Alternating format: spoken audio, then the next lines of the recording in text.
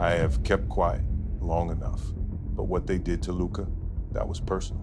The GOAT is about to spill the wildest secret behind the Luka Doncic trade. And trust me, nothing you've heard so far even scratches the surface. Today, I'm breaking down the untold story behind the Luka and Davis trade. And what I'm about to reveal will make you see this whole deal in a completely new way. Wait till you hear how Diddy and LeBron are tied into all of this. It's crazy how fast the NBA can flip. 1 minute, Luka Doncic is lighting up Dallas, dropping 40 while grinning at defenders like it's just another day. Next, he's reportedly packing for Los Angeles. You'd think the Mavericks would be the last team on earth to move their franchise player, but hey, this is the NBA. Loyalty sounds poetic until the salary cap bites and suddenly your superstar is being called an asset. When the news hit that Luka Doncic had been traded to the Lakers for Anthony Davis and 2 other picks, the league didn't just react, it erupted. Every social feed turned into a war zone. Shams Charania broke the news first, and within minutes, ESPN, Bleacher Report, and literally every basketball podcast on earth was melting down. The whole internet said Dallas had lost its mind and this was the Lakers doing what the Lakers always do, stealing stars. And honestly, it felt unreal. But it also didn't come out of nowhere. If you've been paying attention, you could feel some tension building for this. There were whispers, front office leaks about Luka's growing control over team decisions, quiet frustration with Jason Kidd's rotations, and those awkward moments in interviews where Luka looked done with the same old answers. The Kyrie extension was supposed to bring balance, but the on-court chemistry never really clicked. Dallas looked exhausted, not with Luka's game, but with the politics that came attached. But still, moving him? That's nuclear-level desperation. Because here's the truth. He wasn't just their best player. He was their entire identity. He carried that team through every playoff hope, every clutch moment, and every season where the roster looked mid at best. Dare I say, he made Dallas matter again. Even his teammates couldn't stop praising what he brought. Derek Lively once said in an interview that Luka made everybody better just by how much attention he draws. Derek Jones Jr. went even deeper, saying Luka's ability to read defenses made you want to raise your game. Neither of them knew it back then, but those clips now hit different, like reminders of just how big a hole Luka left behind. As defenders, is it important that you now have a defensive player of the year candidate in Luka? He seems to think that he's telling us that he wants some. Yes. Yeah. Okay, For sure. The thing is, this wasn't impulsive.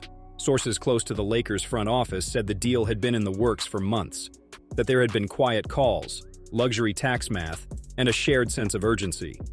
The Lakers were staring at life after LeBron, and Anthony Davis wasn't exactly proving he could carry the franchise solo. His health was unreliable, his numbers dipped, and the team looked lost whenever he sat. So the Lakers did what the Lakers always does. They went fishing for the next megastar. Meanwhile, in Dallas, there was this weird mix of heartbreak and relief. Fans were gutted, obviously. Luka was their guy, the one who made Dallas relevant again. But deep down, some people felt the reset was overdue. The Mavs had been stuck in the same loop of great regular seasons and playoff frustrations, so maybe a trade was the only way out. Anthony Davis, to his credit, brings championship experience, elite defense, and that big market pedigree. Paired with Lively, Grant Williams, and some new rotation depth from those Lakers picks, the Mavs front office tried to sell the idea that this wasn't a teardown, it was a transition. You could sort of see the logic, but still, Luka for AD? That's like trading a PlayStation 6 for a PlayStation 2 that still kind of works. And it begs a bigger question. What does loyalty even mean in the NBA anymore? Because Luka wasn't just loyal, he built Dallas's brand. He redefined what European players could be. But loyalty doesn't pay the bills and doesn't keep your cap sheet clean. That's the business side fans are just now starting to see clearly. Teams no longer wait years hoping their stars figure it out. If they smell tension, they move. If they see a financial squeeze, they move. It's not emotional, just pure math. This Luka trade made that painfully obvious. The Mavericks didn't trade their superstar because he failed them. They traded him because the system told them it made sense. The numbers lined up, the timing worked, and both sides wanted a change, but it's also kind of poetic. Luka wanted control, Dallas wanted structure, and in the end, both got what they asked for, just not how they imagined it. Now, the NBA has a new poster boy for the modern superstar era. And one thing that makes it so obvious is that Luca didn't make a scene, and he didn't drop cryptic tweets or storm out of press conferences. Meanwhile, Dallas is trying to learn how to live without him. The early games have shown a more balanced offense, more ball movement, and fewer isolation-heavy possessions. Lively looks confident, Kyrie's taking more leadership, and even Jason Kidd seems freer with his rotations. But you can tell, it's still weird. And if there's one thing this deal proved, it's that nobody's untouchable anymore. Not even the guy who made you believe your team could win again. But just when everyone thought the chaos was over, and that the trade bomb was the climax, the real madness started after. Because if the trade itself was shocking, the announcement that followed was pure PR disaster. I did know that Luka was important to the fan base. I didn't quite know it to what level. Nico Harrison, the Mavericks GM, had to face the fire. And honestly, it looked like he walked into that press conference without realizing just how loved Luka actually was in Dallas. He talked about long-term strategy, balance, and roster depth. But fans weren't hearing any of that. What they heard was a man trying to rationalize losing their franchise cornerstone. And when he said he hadn't quite understood the full emotional weight Luka carried for the city, that line right there made it obvious these guys didn't understand what they were doing. But wasn't it obvious? I mean, everyone knows that Luka was Dallas. From the murals to the sold-out nights, from his rookie debut to every buzzer beater, he wasn't just the face of the team, he was the heartbeat of it. So when the guy running the show says he didn't realize how deep that connection went, that was when fans lost it. Nico tried to stay professional, all business and logic, but it came off evasive.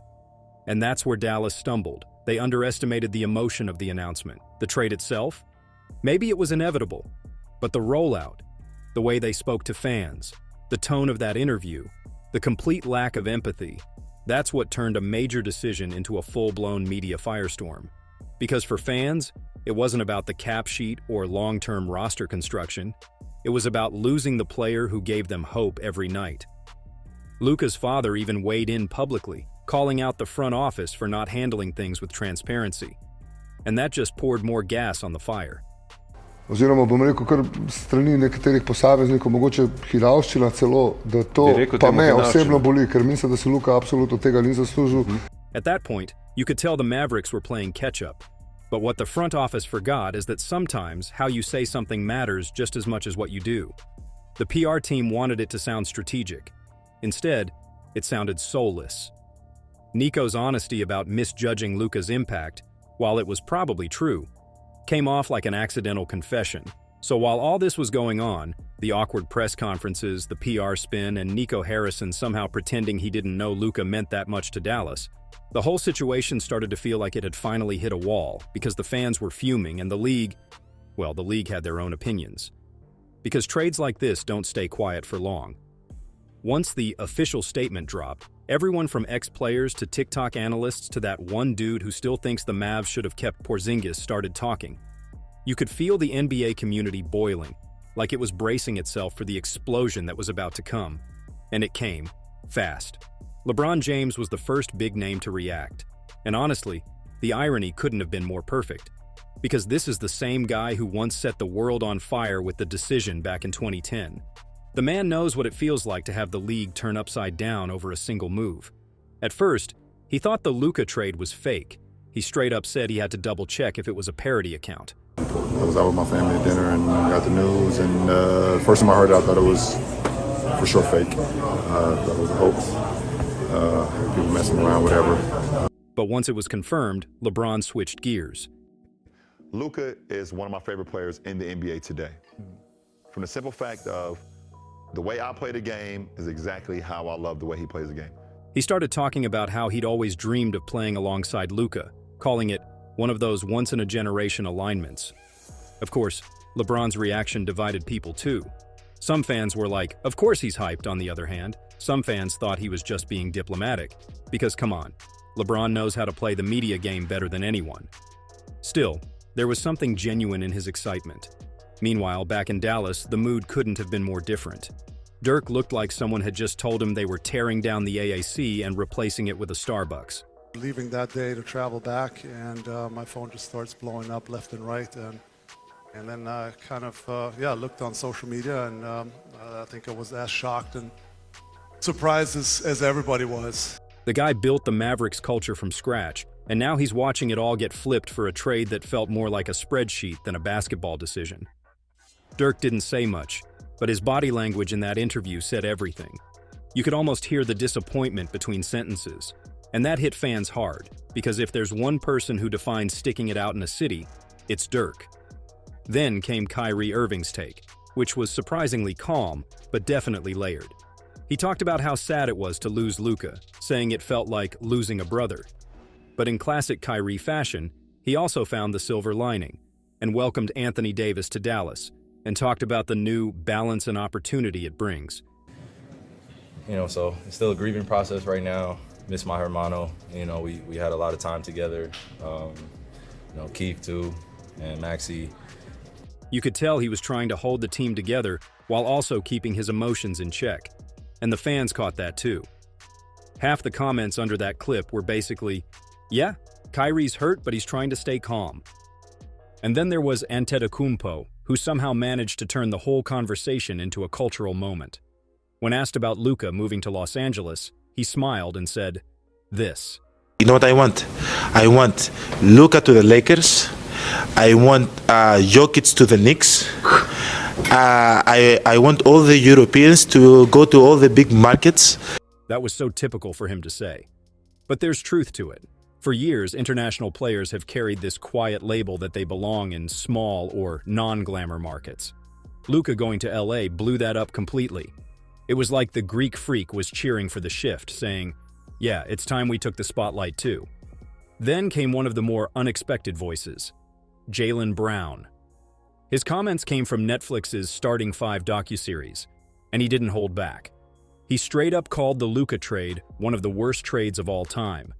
That might be like one of the worst trades of all time. And coming from a player who's been through his fair share of trade rumors, that hit differently. Jaylen's reasoning was solid, though.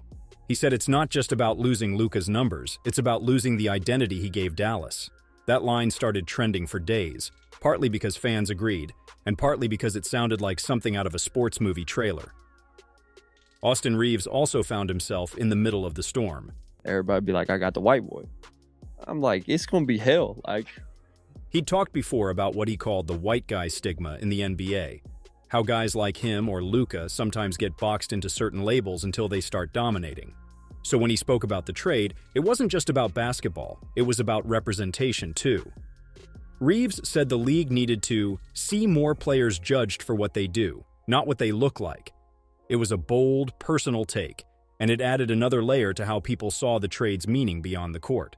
And then, because the internet never misses a chance to get weird, Flea, yes, that Flea, appeared on the same podcast with Austin Reeves and said he lost it when he heard the news. And I was like, what? He said, the Lakers got Luca. I was like, haha, Yeah, yep. And literally, and he goes, they're trading AD for Luca. And I was like, F you. He had to sit down, almost fell over, and admitted he couldn't believe the Lakers were trading AD for Luca. After processing the shock, he called it an insane move, raving about Luca's talent and how exciting it was for the upcoming season. Even celebrity fans were geeking out. Suddenly, this trade wasn't just shaking the league, it was shaking Hollywood. And speaking of celebrities, John Legend, who is a hardcore Lakers fan, couldn't hide his hype when he heard Luca was coming to LA. You could practically hear him picturing Luca and LeBron running the show and thinking, this city just upgraded its main event. Even beyond basketball, reactions were buzzing.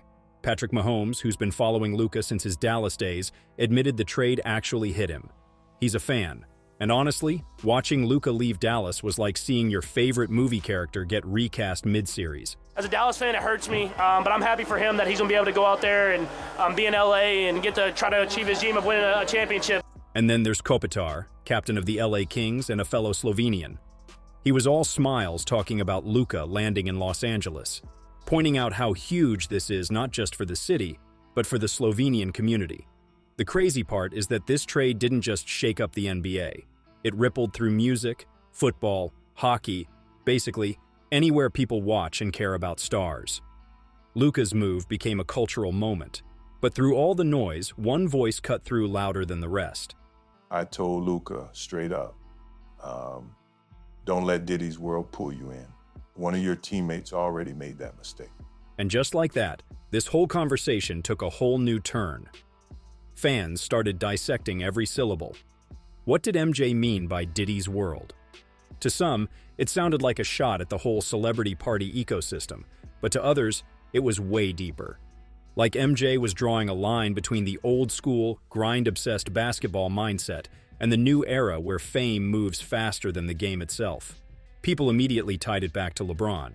Because let's be real, MJ and LeBron have never exactly been best friends. There's always been this cold respect, but never a relationship. And that "one of your teammates" line was a clear jab at LeBron because of the whole LeBron and Diddy thing. So when he said that to Luka, it almost felt like a warning. Don't become LeBron 2.0. Now this is where things start getting messy. Because not too long ago, LeBron was Luka's biggest fan, talking about a once-in-a-generation alignment, like it was fate. So you have to ask, was this about basketball? Or was LeBron trying to bring Luka closer to the Diddy network everyone keeps whispering about? So that brings us to the question, what does this whole trade drama do to Luka Doncic's place in the NBA hierarchy? The buzz isn't just about which team he's on anymore. It's about what the trade means for how the world sees him, as a player, a leader, and maybe even as a cultural figure. Before all the trades and the parties, Luka had already carved out a spot that most players spend a decade chasing. From the moment he dropped jaws as a teenager in Europe to his rookie season with Dallas, he was hyped as a generational talent. By the time he was in his early 20s, he was racking up triple-doubles, hitting clutch shots, and let's not forget that insane step-back three that seems to defy physics. The guy basically rewrote what it meant to be a young superstar in the NBA, but then, boom. Trade drama hits, and suddenly Luka's story gets a whole new twist. Loyalty, greatness, legacy, everyone's talking about it, and the comparisons just pile on. LeBron, Durant, Kawhi, all stars who switched teams and rewrote their legacies, and now Luka? He's about to be measured the same way. Can he pull off a move like LeBron and come out legendary? Or will fans flip out? And Jason Kidd, speaking in past interviews about balancing franchise dynamics with player vision, has often said that tension between team structure and a player's ambitions can define legacies just as much as rings. Media perspectives have also been buzzing. Analysts like Zach Harper and Steve Ashburner have emphasized the optics of Luka landing in Los Angeles. Harper points out that thriving in Los Angeles media whirlwind could boost his brand to an entirely new level. Ashburner adds the flip side to that perspective. The scrutiny is about to get crazier. In a city obsessed with celebrity and headlines, every pass, every tweet, and every appearance is amplified. The spotlight can make even Wade wade in and explain how these moves aren't just basketball decisions. They're business, marketing, and branding all rolled together. The biggest market in the world for sports is the Lakers. A player like Luka in Los Angeles doesn't just affect wins, he shifts sponsorships, merchandise, and even social media attention. Now, we have to zoom out for a second and think about what Luka Doncic's trade actually means for the future of the NBA. Because this isn't just Dallas to Lakers swap, it's a statement. The league just reminded everyone that no player is untouchable, no superstar is safe, and yes, even the biggest names can suddenly be on the move. Devin Booker hit the nail on the head when he said this. Everybody's claimed is untouchable and untradeable, and the NBA shows you again. Translation: if the right deal comes along, even the guys you think will be in one city forever, boom, gone. That mindset alone is going to change how franchises build around their stars, and how stars think about where they want to play. Now, Kevin Durant, ever the realist, called the deal weird and described the league as a wild place. Yeah, I would have never thought Luka Doncic would get traded at this age, mid-season. Yes, NBA is a wild place, man. If he can get traded, then anybody's up, for grabs, And honestly, he's not wrong.